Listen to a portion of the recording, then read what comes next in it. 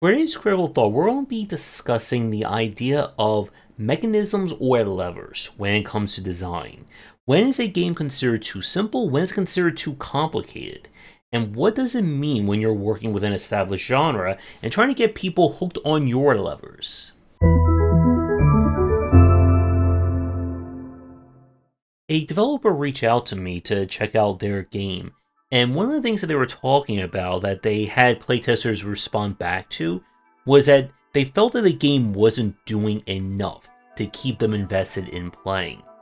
And this is something that we've talked a lot about when it comes to balancing and design of a game, are the levers that you can pull.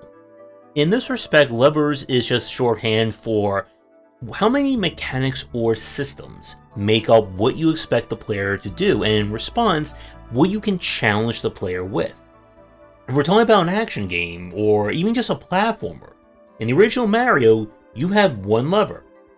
Mario runs and jumps. That's it. And everything in that game has to be built, balanced, and designed accordingly around that. The more levers, when we start talking about more advanced games, allows you to have a greater space to put more into it. When we look at later Mario titles as a good example, you now have multiple kinds of jumps, wall jumps, spin jumps, flip jumps, and all that. You have the different suits, different powers, Yoshi, and so on. And, once again, it gives you the ability to design more things in your game. The reason why this is important is that there's only so much you can get out of any singular game mechanic. If you're building a deck builder, as an example, and there are no defensive cards, debuff, buff, any other examples other than damage, every card is just damage. What that means is, one, it's going to be very easily solved, and two, you can't really do a lot when it comes to having different things. If all you can do in a turn is hurt the other enemy, then there's no real greater strategy or depth than just hit them very hard. And then, of course, this has the consequence of reducing card complexity. If I have this card that does 10 points of damage, and this card that does 75 points of damage, I don't know which one I should take into combat. And you can have a situation where you're trying to give the player multiple levers, but the design and the balance are fighting against this. So with the deck building example, you can have different kinds of cards. You can have all those buffs and debuffs and defense and taunts and blocks and counters and all that. But if everything, once again, revolves around one strategy or one preferred way of playing, none of that matters. A classic example is when your defensive options are so weak that they just don't work. If my strongest defensive card does 10 points of block, and the enemies routinely hit for 57 points of damage, 10 is not going to matter. And spending the action or the energy to play that one defense card, I could maybe hit the enemy for 237 points of damage. Another very classic example is something that we talk a lot about when it comes to JRPG and just general RPG design, is the usefulness of different buffs, utilities, and so on. Games, as we've said, love to throw all manner of debuffs and poison, cold, fire, lightning, earth, dust, nuke, acid, any other examples you can think of. But if the enemies are immune or they just don't do enough, no one's really going to use it. And then you have some games such as The Darkest Dungeon where the dots in that one, because they can stack and then crit stack, you can have some like crazy turns where the enemy just takes like 47 points of dot damage without even having to touch them. Now, when it comes to RPG design or just general design, when we talk about levers like this, the more that you throw at the player, again, it has to be balanced with your design. Now, when it comes to balance and designing around these kinds of levers, again, it all revolves around what is the player's ability or options. Another classic example of this are games built around the infamous one hit. Stuff like Titan Souls from a few years ago, where everything dies in a single hit. You, the bosses, whatever. When you build your game around that, again, it means if everything dies in one hit, well, first off, health doesn't matter. Attacks or offense doesn't matter. You can't give yourself more damage if everything dies with a singular hit. So how do you add more to that game? It's not a rhetorical question. What they did in Titan Souls was introduce different variations of bosses. Maybe this guy likes to charge at you, maybe this guy likes to throw stuff at you, maybe this guy likes to, I don't know, bounce around on the map. And when we talk about games that have very few levers in this respect, these are typically titles that are meant to be on the shorter end. If all the player can do is pop, you can't get an 80 to 100 hour long experience if the player only has one jump, the endless runner, endless jumper genre of design. And what people like to see, and what we talk a lot about when it comes to more interesting designs, is when you can do a lot with these mechanics, when the mechanics and the systems afford depth. And this is notoriously harder than it sounds. What we're referring to is designing a system that can be expanded and that can afford multiple ways of playing. To return to the Darkest Dungeon, for instance, you have the different classes, you have different skills. Darkest Dungeon 2 changed things to adjust for the whole token system. And that is actually a really good example of how levers can change between games. In the first Darkest Dungeon, probability was the biggest factor when it came to how skills are balanced, how battles are decided. It had a major effect on how buffs and debuffs work. If I buff my character to do super damage on one hit, but they miss, and the buff gets used anyway, not only did I waste the attack, I wasted the buff, and the enemy can now just do more with me. And this is, again, when we talk about games built around turns, that for a lot of these games are very RNG dependent. To mitigate that RNG, what players will do is use the most safest or the most predictable or easy to use options. I'm not going to send my character around to maybe get that 37% chance to hit if I can just safely use a snipe or a grenade or a smoke bomb or whatever. So in Darkest Dungeon 2, when they changed things, they now said that every attack has 1% chance to hit. There's no probability, there's no chance of dodging. But if a character gets the dodge token, it becomes, I think it was a 25% chance to dodge, and then the dodge plus was a 50% chance to dodge. And then once that dodge was active, or it was used, the dodge buff goes away. So it's no longer about having a turn focus. Because again, if you design a lot of limits and considerations around these abilities, it's going to lead to more hoops being jumped. And to go back to our original point about having levers, if there's too many things to keep track of or use or whatever, a lot of people are going to go with just what is the safest or the easiest to use. We've said this a lot when it comes to RPG design. Why should I use a 5 spell plus 3 skills to angle an enemy, to bounce them into a wall, to let them hit spikes, and all that in over a course of 7 turns equals 10 points of damage, when I could just spend 1 turn and use Fireball Nuke magic and do 37 points of damage? There has to be, when you start throwing in all these elements into your game, there must be a reward and an encouragement to make use of them.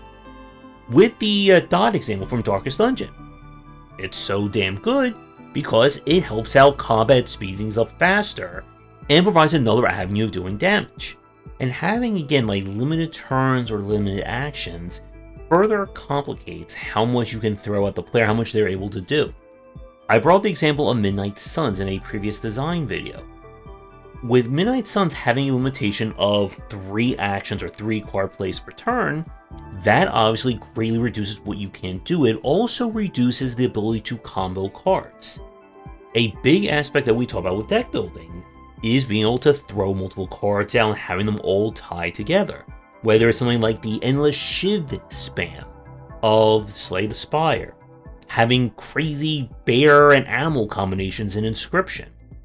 If you limit what the player can do, even if you have a variety of tools and abilities at their disposal, it's going to devolve how they can play the game. Now, the problem, and to go back to what developers tell me about, because this is a common issue that we see from a lot of developers who are working in an established genre or trying to make like a first take of it, is when the game just feels too repetitive or there's not enough going on to warrant multiple plays. And this is again like a big point about this. There's a difference between making your game as a simple 2 to 4 hour long experience, get it done, you can shelve it, it's finished, versus trying to make a roguelite, or anything that's replayable. Because if it's replayable, you need to have enough things in there that's going to legitimately change how you play. If, let's say, you're building your whole game around weapons, spear, axe, sword, dagger, knife, lance, two-hander sword, two-hander knife, whatever. If every weapon just behaves the same exact way, even if it's just a matter of length, that's not going to be enough. Because if it's a matter of length, then people will just choose whatever is the longest reaching weapon, and there you go, we're done. If you're building your whole game around multiple magics, but again, if all the magic just does the same task, maybe just does either faster or slower, there's not going to be enough there. And when we talk about games that have very few levers in this respect, what ends up happening always is that they are always the fastest games to be solved. You figure it out, you know that use weapon A, B, and L, and you're done. All I need is this one perk, all I need is this one item, the entire run is over and we're finished. And it goes back to what we've talked a lot about when it comes to kind of poor puzzle game examples and how the puzzle genre has evolved. The days, again, where you could just pitch your game as, here's this puzzle game that has 10,000 identically shaped puzzles.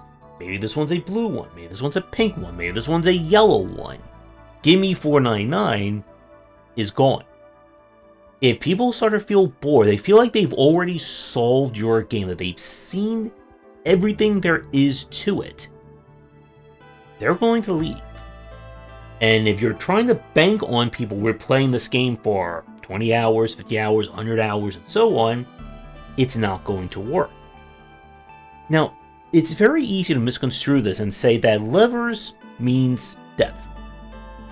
Throw 57 different kinds of ways of attacking. Have a combat system that takes 20 minutes to fight 2 enemies.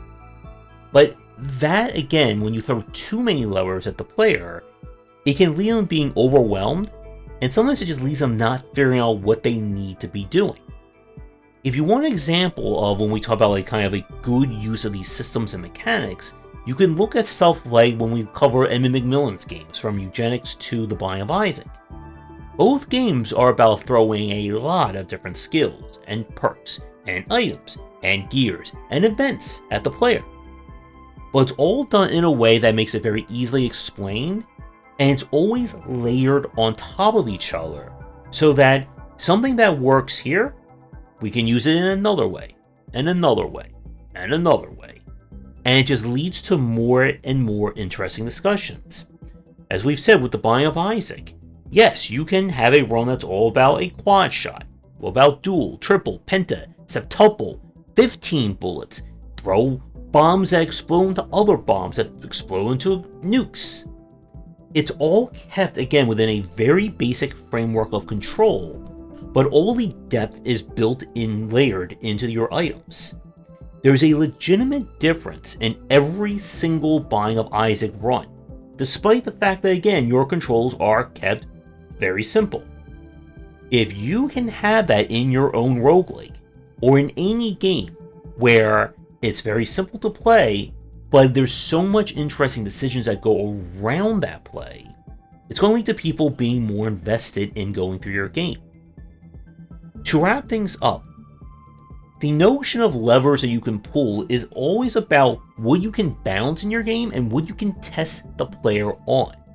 If every weapon, gun, spell, arrow, whatever is exactly the same and plays the same exact way, there's not going to be any real difference. If you're building an action system in your game and all you do is just like this little jab, jab, jab, and that's it, yeah, you can get a little bit of enjoyment and entertainment out of that. You can't turn that into a 50-hour long game, testing the player how much they can do this over and over again. And if you have like a dodge, a block, a counter, a parry system, how does the game respond accordingly? Because that is the other side of the equation when we talk about these levers. How does the game test the player on their use? If you design like an elaborate system and the game doesn't do anything with it, doesn't acknowledge it, doesn't even factor into how the game is played, why would anyone want to play that? Good combat design once again leads to good enemy design, but it has to again be balanced with what the player can do. If your entire defensive system is about blocking, that's all the player can do, and you design an entire level around unblockable enemies, it's not going to feel right. Now if they have a dodge, now you can give them a second option. You can test them on how well they can dodge. And when we talk about games that have advanced tests, final challenge, and so on, it's always about what you have given the player and have they mastered that. If they have, it's going to be very easy. If they haven't, well, you're going to have to get good really fast. And if your game doesn't afford these multiple options, then you have to design and balance and pace it accordingly. There's nothing wrong with designing a 30-minute long game, a hour-long game, a 10-minute game. If you can design an amazing 10-minute experience that's going to stay with the player, that is far better than trying to turn that into a 20-hour-long experience using the same mechanics. As we said at the start, there's only so much you can get out of any singular mechanic or any specific system. There's only so many enemies you can design, so many obstacles you can put in before the player gets bored, or you just start repeating yourself. Instead of jumping from left to right, we jump right to left, up to down to up. Instead of blue spikes, they're red spikes. Instead of green enemies, they're now yellow enemies. At some point, you're going to just tire the player out. And as we've said, the days in which a game's quality is measured in its quantity are gone. Saying you have 10,000 hours to play a game is no longer that excitement when we have about 50 games being released daily. And as one final kind of bonus example I want to bring up when we talk about levers and mechanisms like this, auto battlers, engine building, that kind of thing, this is a major example when we talk about what can the player do to influence the game. For a lot of these smaller engine builders, they will typically, it's just about pure power. How do I get as much out of it? Take A meets A, gets double A, B, B, double B, whatever, and we just keep boosting it up. But if there's not enough ways to win, there's not enough options or variety, it once again will devolve back down into just get the highest number possible every single time and you will win. Don't get that single highest number, you will lose. And before we officially wrap things up, one final point I want to mention here, because it's something that I see from a lot of first-time developers. They'll go into an established genre, a very complicated genre, and they will oftentimes make a very simplified or basic take, whether it's a turn-based strategy, an RPG, whatever. And you have to be very mindful of how your game is going to stack up with other examples. If the norm of a genre, or norm of this game is, let's say, 4 classes, 5 skills apiece, and that's it, and your game that you're trying to compete price-wise, let's say, is only 3 classes who only have 2 abilities, people are not going to look favorably on that. And it's important again to establish what the pacing and structure of your game is going to look like. Remember, not every game needs to be a 40 to 80 hour long magnum opus of a design. If you can get a lot out of very little, that is better than getting a little out of a lot. So here's our design question for today. When it comes to games built around multiple choices, multiple builds, weapons, spells, characters, whatever, are you the kind of person that, if given the choice, do you experiment with all the different weapons and so on? Instead of using the cowboy hat, you're going to use the belt. Maybe this time you're going to use the cargo shorts, the glaive, the arrow, the boomerang, whatever? Or are you someone that, once you find the build that you like, and if the game allows you, or there's only so many choices that you can easily get that build working, do you just like to keep using that same build again and again? The one that you know that works, you know how it plays, and yet everything else is just considered second or third at that point. But with that, thank you so much for tuning in. Be sure to come back for more discussions, more choices, more levers, switches, knobs, dials, and buttons coming real soon. Thanks for watching, and a special thank you to our Patreon supporters. If you enjoyed the video, do the YouTubing stuff, be sure to visit our Discord and Patreon, and you're interested in more in my thoughts on design, check out my game design books.